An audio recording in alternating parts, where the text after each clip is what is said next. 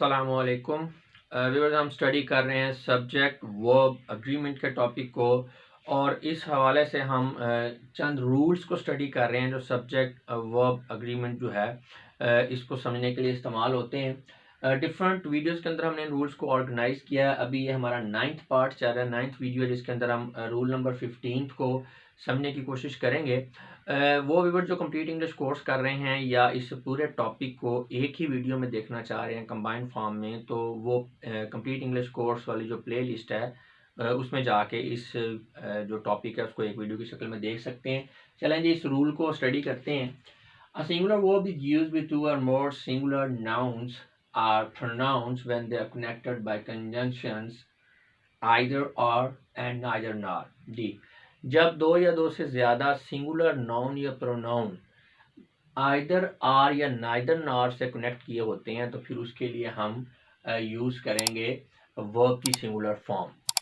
However, if the subject constitutes different number of person, the verb is used according to the number and person of the nearest subject। जी, लेकिन इसमें condition ये है कि वो जो दो नाउन्स या दो प्रोनाउंस जो सब्जेक्ट का रोल प्ले कर रहे हैं, अगर उनके आपस में पर्सन्स डिफरेंट हैं या उनका नंबर डिफरेंट है तो फिर हमने वर्ब की जो फॉर्म है उसको जो नियरेस्ट सब्जेक्ट होगा उसके उसके मुताबिक यूज करना है। इसको फिर समझें।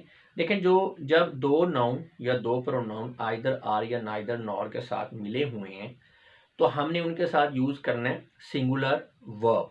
लेकिन सिंगुलर वर्ब तब यूज करना है कि वो जो दो नाउन और प्रोनाउन जो आइदर आर और नाइदर नॉर से मिले हुए हैं उनका पर्सन और नंबर सेम है। अगर उनका पर्सन नंबर डिफरेंट है तो फिर हमने वर्ब की फॉर्म जो नियरेस्ट सब्जेक्ट होगा उससे उसके मुताबिक यूज करनी है। एग्जाम्पल देखें तो क्लियर हो जाएगा।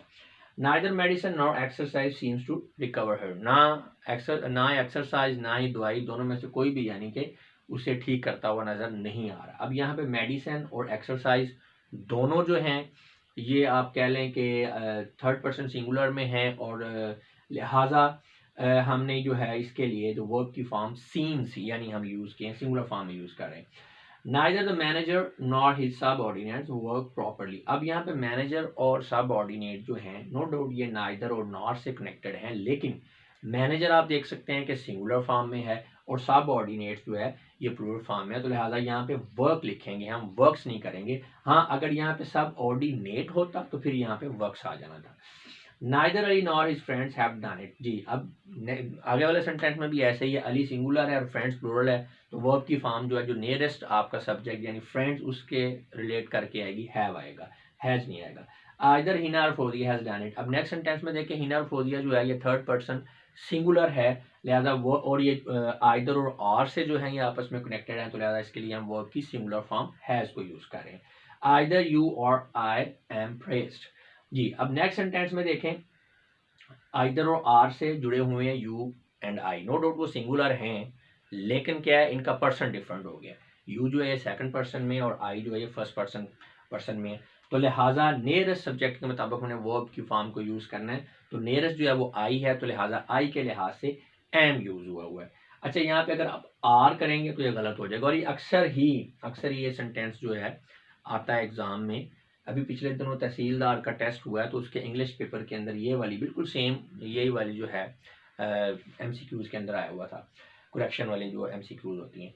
Either she or her fellows have achieved this success. अब इसमें देखें आइदर और तो है, अब शी जो है ये सिंगुलर है, फेलोज प्लूरल है, तो आपका जो यहाँ पे वर्ब की फॉर्म है वो हैज के बजाय हैव आएगी क्योंकि फेलोज उसके ज्यादा करीब पड़ रहा है।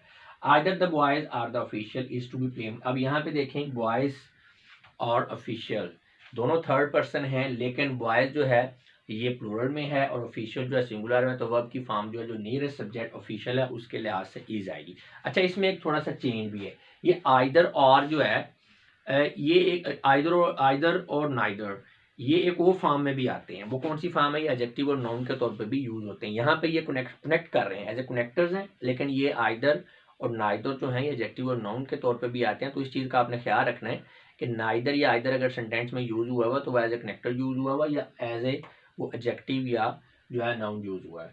और if either and neither are used as nouns or adjectives a singular verb is used with them. जी, जब भी आपका जो नाइदर है या आइदर है ये एडजेक्टिव या नाउन के तौर पर यूज हुए हैं तो याद रखना है कि आपने इनके साथ हमेशा वर्ब की सिंगुलर फॉर्म यूज़ करनी है। जैसे कि neither of the students was present, हाँ जी, स्टूडेंट्स में से कोई भी जो है वो मौजूद नहीं था, तो यहाँ पे ये वर्ब की सिंगुलर फॉर्म है।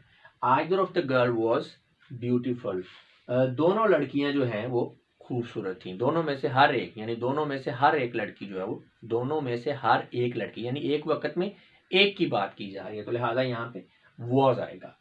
She asked me if either of the employees was expert. उसने पूछा कि दोनों में से अगर कोई भी जो है एम्प्लॉय अगर एक्सपर्ट है तो अब दोनों में से कोई भी एक, आइदर नाइडर, मतलब नाइदर का मतलब है दोनों में से कोई भी नहीं, आइदर का मतलब है दोनों में से कोई और, जब ये इस तरह से यानी एडजेक्टिव के तौर पे वो आ रहे हैं। मैं उम्मीद करता हूँ कि इस रूल की आपको समझ आ गई होगी। मिलते हैं नेक्स्ट वीडियो में, जिसमें हम नेक्स्ट रूल जो है 16 एंड 17 स्टडी करेंगे।